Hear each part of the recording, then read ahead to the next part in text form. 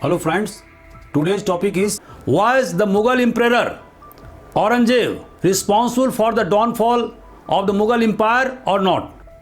My lesson plan includes why it is in the news, theory of kingship adopted by Emperor Aurangzeb, his religious policy, revolts of Jats, Satnamis, Sikhs and Rajputs against Aurangzeb and his policy, annexation of Shia states of Bijapur, Golconda and fight against Shivaji and Marathas. And finally conclusion. Friends, why it is in the news? Samajwadi Party MLA from Mumbai, Abu Azmi, sparked a controversy few days ago by saying that the conflict between Aurangzeb and Sambhaji Maharaj should be construed as a political and not religious conflict. He said that Aurangzeb was not a tyrant, but he was an efficient administrator, and during his rule, the Mughal Empire expanded further. He also contended that the Mughal Empire flourished during the period of Aurangzeb, and so he described Aurangzeb as a great administrator. Friends, now we will discuss about the policy of Aurangzeb and how his policy was responsible for the downfall of the Mughal Empire, and to what extent other socio-economic factors were at work, which finally led to the decline and downfall of the Mughal Empire. It is true that at personal level, he was a hard-working emperor. He had always engaged himself in the administrative works and strengthened the empire by leading from the front. He was free from most of the vices of those days. He would stick to only 4 wives at a time, and his personal expenditure was borne by his income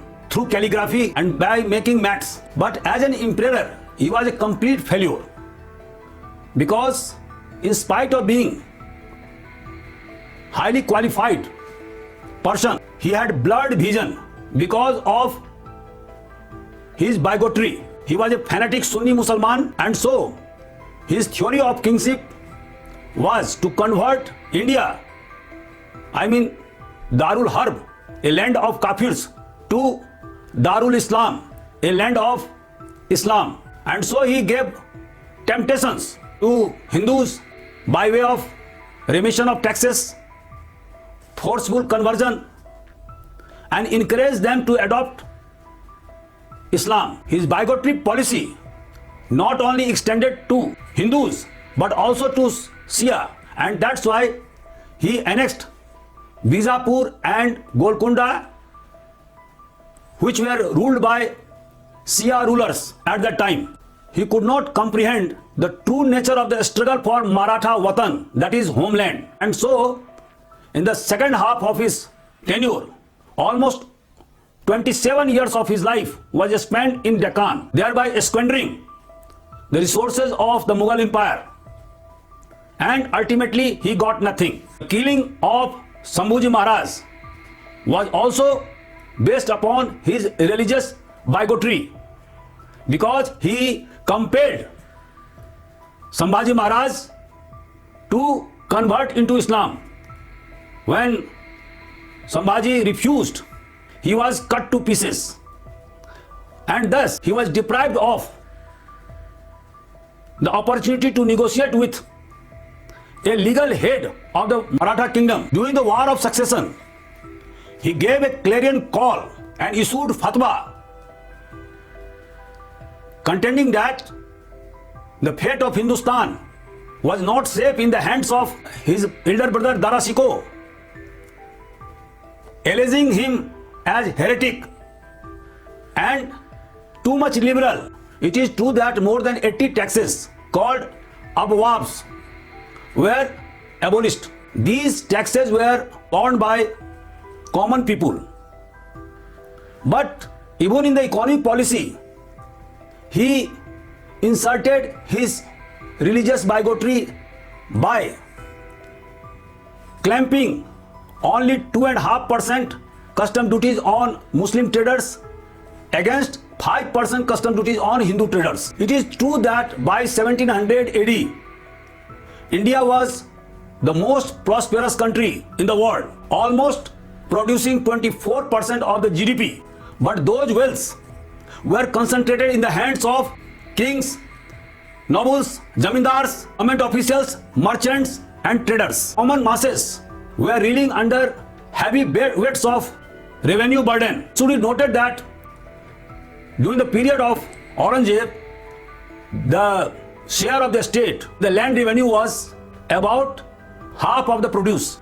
Thus, the theory of kingship of Aurangzeb was to strengthen Sunni Musliman in India and to weaken or convert Hindus into Islam. And that's why during his period, revolts took place among Jats, Satnamis, Sikhs, Rajputs, and finally Marathas. His religious policy smacked bigotry, while some other policies were secular in nature. For example, a stoppage of the cultivation of bhang, forbidding dancers and musicians in the Mughal court, a stoppage of the practice of kalima on the coins, celebrating of the festival of Nowruz, a stoppage of gambling, drinking of alcohol, forbidding of the practice of sati, finally forbidding the Hindu festivals like Diwali, Holi and Basant Panchami. He also appointed officers called Muhtasibs, who was assigned the duty to enforce Islamic laws among Muslims, and they were given power to punish on the charge of blasphemy. In addition, during his period, temples of Vishwanath at Banaras, Somnath at Patan, and Kesav Dev at Mathura were destroyed. In 1679, he reimposed jizya upon Hindus. Only women slaves, children below 14 years of age, beggars were exempted from jizya.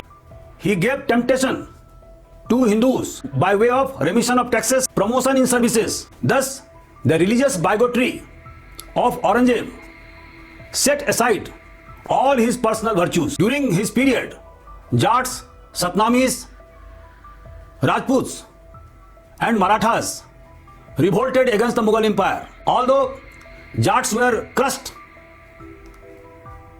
but later on, under the leadership of Churaman, they became able to establish an independent Bharatpur state after the death of Aurangzeb. They continued their fight during the second half of the period of Aurangzeb since 1669 to 1707, and this revolt occurred on account of the religious persecution of Hindus in and around Mathura region.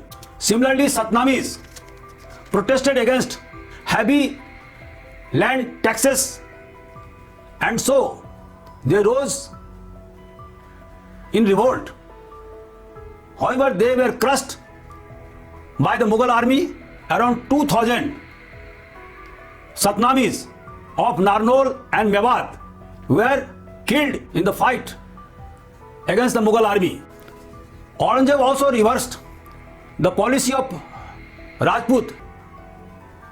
During his period, there were three important Rajput kingdoms: Rajput kingdom of Amber, Rajput kingdom of Mewar, and Rajput kingdom of Marwar. Friends, as you know that Jaswant Singh was an able commander of the Mughal army. He was pressed into service by Aurangzeb to launch an attack on Kandahar, although he could not succeed in his venture, but ultimately he died because of his old age. During the military campaign of the Mughal army, his son Prithvi Singh died, two other sons also died, and so when Maharaja Jaswant Singh died, he had no legal heir. But when the family of Maharaja was coming back, two queens gave birth to two sons at Lahore. While one son died after some weeks, the other son named Ajit Singh survived. The Rathore commander Durga Das requested Aurangzeb to give recognition to Ajit Singh as the legal heir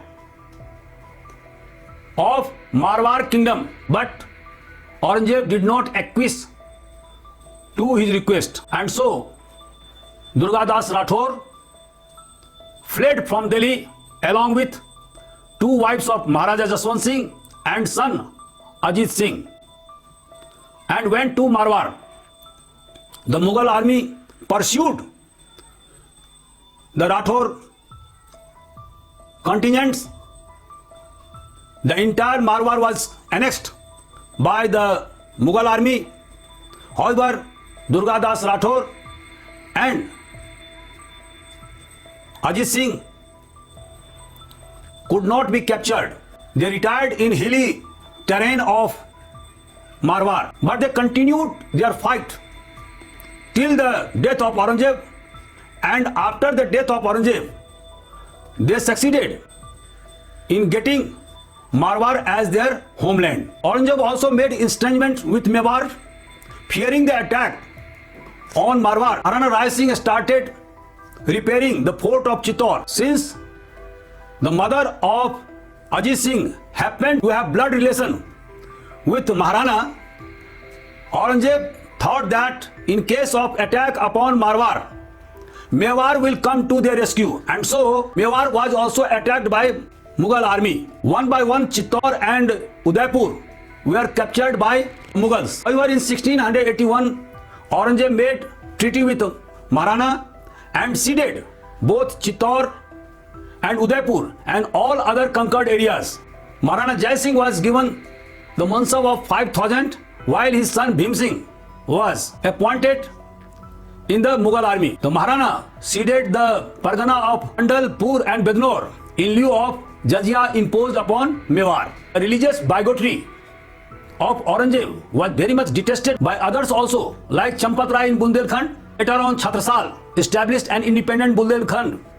After the death of Aurangzeb, people rose in revolt in Malwa and Bihar against the religious bigotry of Aurangzeb, although these revolts were crushed by the Mughal army. Friends, as I have told you that Aurangzeb was a fanatic Sunni Musalman, and so he annexed Bijapur in 1686 and Golconda in 1687. Similarly, he wanted to crush Shivaji because the rising power of Shivaji very much infuriated Aurangzeb. The Shaista Khan episode, the Afzal Khan episode and the loot of Surat made Shivaji very much popular among Marathas, and he has become a rising power. And so in 1665, the Mughal army under Jai Singh was sent to crush Shivaji. One by one, Shivaji was defeated, and so he was compelled to make Treaty of Purandar, by which Shivaji was to keep only 12 forts. The rest of the forts were ceded to the Mughal Empire. However, after the return from Agra, Shivaji was able to capture all the lost forts, and so he expanded his Maratha kingdom till his death in 1680. After his death, his son Shambhuji Maharaj was captured by Aurangzeb. He was compelled to embrace Islam. When Shambhuji Maharaj refused, he was cut to pieces, and thus Aurangzeb was deprived of negotiating with a legal heir of Maratha kingdom. Now the fight against Mughal Empire became the fight of common people of Maratha kingdom. Friends, apart from the bigotry policy of Aurangzeb, there were certain other socio-economic factors that were at work for the decline and downfall of the Mughal Empire. These were following. First, the trade and commerce plus the agricultural production were not expanding commensurate with the rising population in India. Land revenue amounted to half of the produce, and common people, peasants, cultivators of land, were reeling under heavy burden of taxes.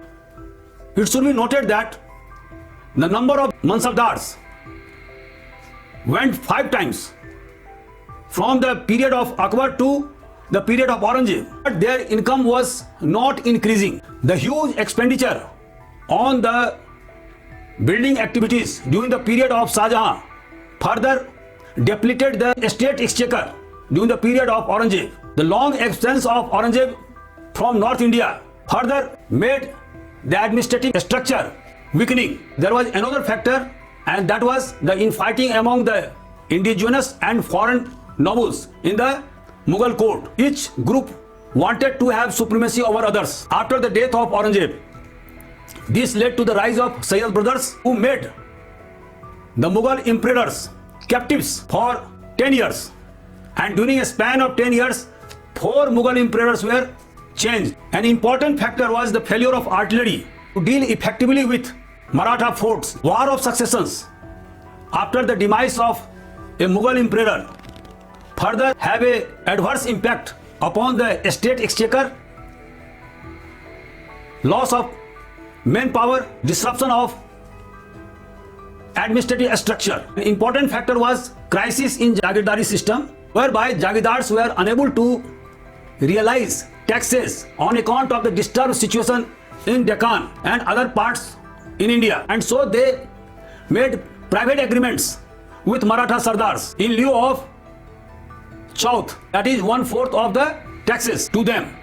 Finally, the Nadir Shah invasion in 1739 nailed in the dwindling or declining Mughal Empire in the coffin. The loot of Takhte Taus, the imprisonment of Muhammad Shah Rangila exposed the weaknesses of the Mughal Empire to the world.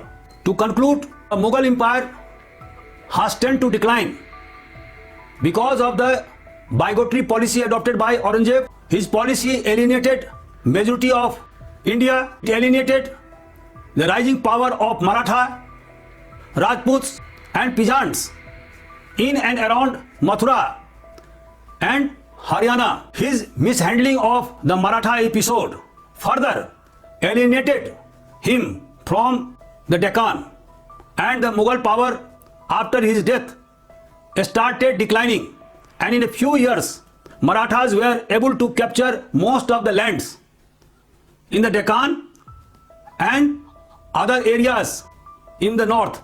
So friends, now I just want to conclude that the statement of MLA Abu Azmi is not right. The policy of Aurangzeb and the conflict between Aurangzeb and Shambhuji Maharaj was not a political conflict, but it was mixed with religious cause also. Because of the religious bigotry, the vision of Aurangzeb had become blurred, and he could not think of any policy which would have been encompassing all people irrespective of caste, creed, color and religion. And this was the main factor behind the downfall of the Mughal Empire. Thank you very much.